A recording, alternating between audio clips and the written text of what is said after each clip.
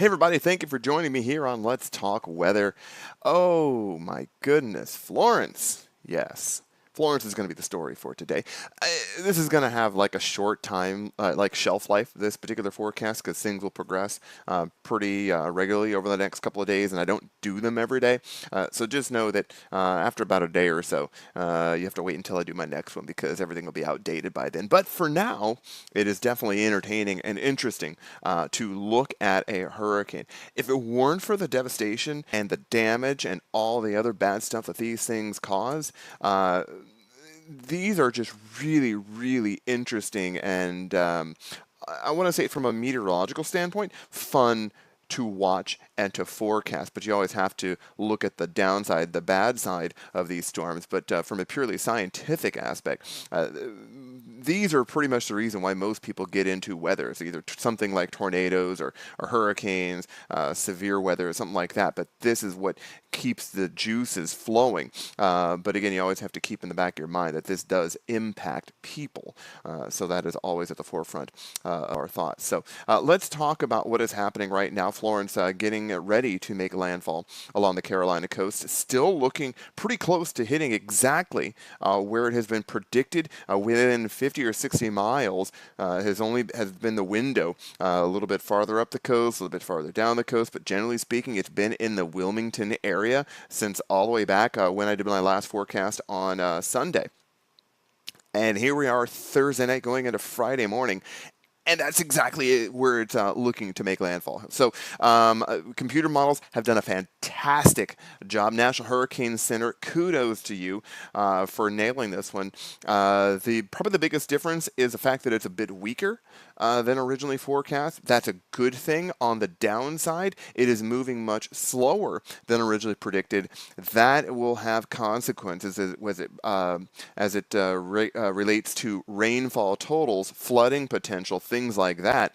So it won't be the wind damage so much as wind's going to float around 100 miles, on the triple-digit mark, as opposed to the 125, 135, 145 that we were potentially looking at early in the week just coming out of the weekend. So both scenarios bad, but for different reasons. And eventually, let's turn it around to what's going on here locally in the Pittsburgh area. This is going to be a player for us Monday. So we'll get to that as we transition from the tropical forecast for the Carolina coast and the southeast to how it relates to our weather here in the Ohio Valley, Pittsburgh, Pennsylvania, tri-state area. Okay? All right. That's it for the teaser. Let's get you into the maps right now. I'm going to shrink myself and get myself out of the way. Boom.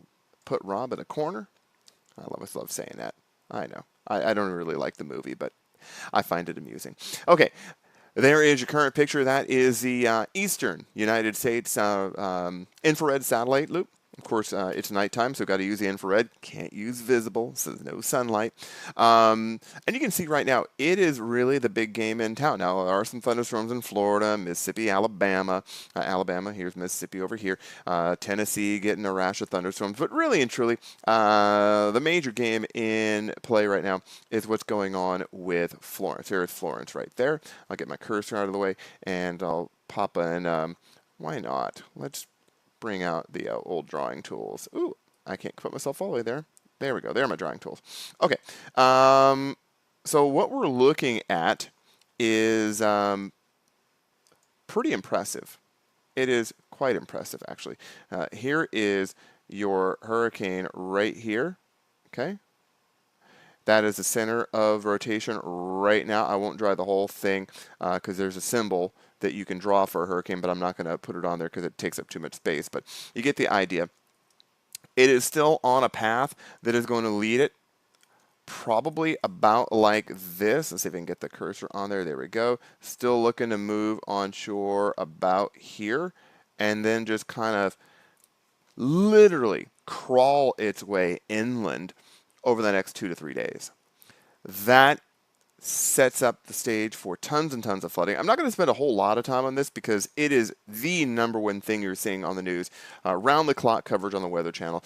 Network News is covering it. My buddy Dylan Dreyer, who used to work with, who works for the Today Show now, has been covering it. She took a ride on a NOAA Hurricane Hunter plane the other day. So, I mean, everybody's talking about it, so I'm not going to spend a whole lot of time on this because you're probably seeing more updated data and images anyway elsewhere, but I do want to just cover it because it's interesting to talk about. I'm going to show you a more zoomed in picture. Again, if you're wondering where do I get this stuff, this is all available on the internet. Nothing I am showing you is proprietary. It is all available on the public internet.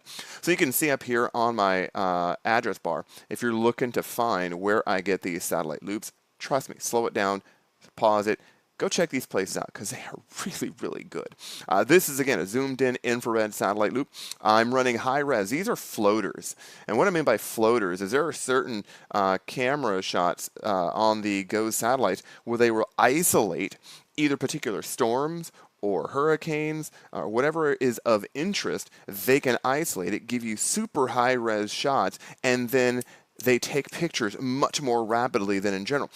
For a lot of cases, it's usually 10 to 15 minutes between pictures, but not when they are on these floater shots. They are much more regular, and so you get these really, really smooth satellite loops that you can look at. I would love to see this invisible, but again, at nighttime, you're just not getting quite the detail, but you can still see the center of rotation is right there underneath my cursor.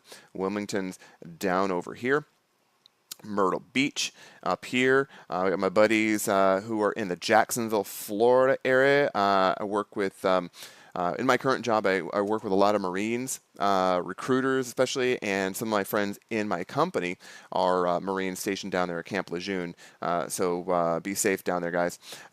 We have ourselves a lot of rain. I mean, that's really all the story is, okay?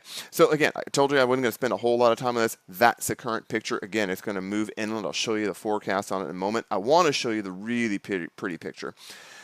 Again, if it weren't for the fact that this is going to cause all kinds of issues of flooding and damage and trees down and homes, I mean, just looking at it, I mean, it is beautiful. These are beautiful to look at.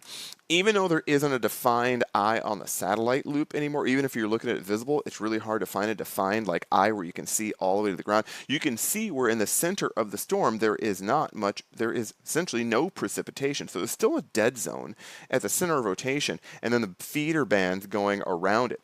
Your heavy hit areas are always going to be, at least on an East Coast hit, going to be on the northern side of the storms. Why is that? Well, it has to do with how the storm is rotating, okay? Because it is a counterclockwise rotation like this, it is going to pull moisture off of the Atlantic. That's the wrong one. It is going to pull moisture off of the Atlantic, there we go, there's the right one, and wrap it in like this. So your northern area is always going to be the fresh spot for warm and unstable air coming in off the ocean, and then it wraps in. So this is always going to be your heaviest rain areas here. Okay, southern side is going to be your dry side. Notice how it's much more ragged on the southern side of the eye as compared to the northern side. That's because it's drawing on dry air coming in off the land here, and then it'll refire as it taps into more moisture. So the northern side of the storm, that's where we're going to see the vast majority of our rain, as this, again, is expected to move inland like this. So north of the eye, New Bern, there's Havelock, there's Jacksonville, Burgaw, got my good buddy KB in Burgaw, but all these areas up in here are where the heaviest rains are going to fall, especially early on. Okay, so that's it on Florence. I'm not going to spend a whole lot of time on this, as I promised you from the beginning. I will show you the current forecast. This is as of 11 p.m.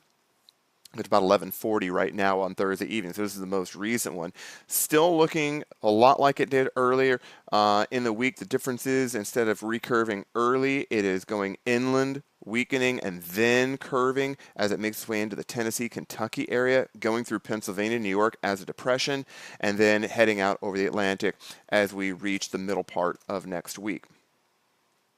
All right, so that is that. Let's talk computer models now, and we'll transition to how Florence will be a player for us up here in the Pennsylvania, Ohio, and New York areas. So here is Florence. This is 0Z. It's going to be 1Z on Friday, which is, you subtract 4, because you're going across days, that's going to be 21, which makes it 9 p.m. So 9 p.m. on Thursday evening, I'm going to put this into play. and you can just watch it. This is, again, my favorite 3-kilometer NAM, and you can see it just slowly making its way on shore. You can see the center of center pressure there rising as it hits on land. I just want to go back so you can see this. If you're not familiar with what I'm talking about, you can watch what the computer model estimates is the central pressure. There it is at 970, and you can see it, what we call filling, where the pressure rises now 982. That's showing you the storm is weakening. 990, and once it hits 1,000, does it hit 1,000? There it is, 1,000. So you know you're in a much weaker storm here. Still tons of moisture on the northern and eastern side, just like I drew for you earlier. So no real surprises there. But notice, I'm going to take this all the way out to the end. Okay, this is a 2.5 day, 60 hours. So it takes us out to Sunday morning. There it is, 12Z. That's 8 a.m. on Sunday. Still raining in North Carolina. There is Wilmington, Myrtle Beach, still getting plenty of rain. For all my buddies who are stationed out in the Fayetteville area at Fort Bragg, you can see you're getting a ton of rain there. It's ugly. Okay, so what happens next? We got to go to a different model, a little more long-range model. This is Icon. I showed you this one on Sunday. There it goes. Let's just rock and roll. When does it hit Pittsburgh? There we go. Early Monday morning, overnight, Sunday into Monday. So 9Z minus 4 gives us 5 a.m. Wet on Monday morning, wet through Monday midday, early Tuesday. This is 3Z, so this is late Monday night. And then it exits pretty quickly, drags itself out. So here we are, 8 p.m. on Tuesday, and it has finally cleared the region. So it's really a Monday morning to Tuesday evening feature for us in the Pittsburgh area. It's not going to be a long-term deal. I don't expect much in the way of flooding. I mean, it's going to be some good rain, but probably not even as bad as we had from Gordon this past weekend, because it's going to move through much faster. And you can see dry air builds in behind it, and then it doesn't look like much happens for us all the way out into the end of next week. High pressure builds in. There you go. So no real issues there. All right, that is good news. That is good news. So let's give us some numbers, okay? And I'm going to do a little thing here at the end, too, that I haven't done before, just kind of teaching a little data, where you can get data. I love showing people where they can find data, because all of this is available. Where do we got on the way? Let's talk about the weekend. Friday, Saturday, Sunday. Partly cloudy, overcast, partly cloudy, clear. So really, it's plenty of sunshine actually this week. It's actually a really nice weekend. That's because most of the instability in the entire eastern U.S. is being drawn into the Florence area, and we have high pressure, which is what is keeping Florence down to the south. You can actually see that if I roll this back, and you'll notice why it is where it is. Here we go. You can see, let me go right there. High pressure is up here to the north, clockwise rotation, so it is forcing it to stay down to the south, and then eventually it'll get picked up and wrap in around it. But that's what's holding it down here. So high pressure ridging is building back over the top of Pennsylvania, and that gives us our clear skies and dry weather going into the weekend. That doesn't mean it's going to be not humid. It is going to be kind of muggy. You can see the dew points in the mid-60s, but hey, temperatures 81, 82, 81, 81. Pretty much we're right around the 80-degree mark all the way through toward the end of next week. But you can definitely see our rain showing up as your pops. We call the pops, or probability of precipitation, 52, 77, 65, 44. So this is your wet stretch here. Okay. Now, you're going, Rob, hey, that's great. 80, 81, 82, 80 degrees, that's not bad. Is that warmer than average? Well, if you don't know how to find where average temperatures, aside from waiting until the local news comes on or watching the Weather Channel, let me show you, because this is really interesting for you to find out. It's a good place to go and check. All you have to do is do a quick Google search and find our own Pittsburgh Weather Office. Literally, Google Pittsburgh National Weather Service, and it'll pop up. This is your main page. What you want to do is go here to this climate and past weather, which is right up here on the selection bar. And once this pops up, it's going to bring you, oh, there we go, past observed weather. How about we actually select it? Come on, computer, there we go. Okay, so this is what it's going to look like. Daily climate report. That looks like something I want to look at. For Pittsburgh, you can select, here are the towns around that have them, and just click most recent and go. And there you go. This tells you all you need to know about today's climate. All right, so this is valid as of 5:15 on this Thursday. Show you what the high was, show you what the low was, when those temperatures occurred, what the records are for this date. Record of 96 set back in 1952 and tied. Actually, it tied with 1897. So 2 dates it had 96 for a high. And here are your normals. The normal high for this time of year is 76 degrees. So there isn't a single day in the 7-day forecast right now that is cooler than 76. Every day is warmer than 76, so it is an above average forecast temperature-wise. Lows of 55, we don't get that cool either. So just kind of a cool way to find your data and know what's going on. Where are we as compared to the norms? People have asked me, are we above average for rain? Absolutely. Keep in mind, this is for the Pittsburgh airport. That does not mean that what happened there is equivalent to what you had at your house. So just know that it is the official reporting station for the Pittsburgh area. So that's the number you're going to see. Month to date, 5.64. You know very well that there are places that had 6+, 7+ inches out of the Gordon storm this past weekend. This just happened to be what they recorded at the airport. Okay? So, since January 1st, we've had 41.77 inches of rain. Yeah, the norm is 28.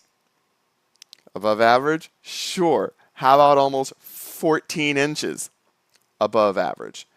How does it compare to last year? How about last year? We're at 32. Okay? So we're above that as well. Pretty impressive, huh? So check it out. Go online, doodle around. This is a great site. If you've never been onto a National Weather Service site, check around. There's all kinds of great stuff on here. Records.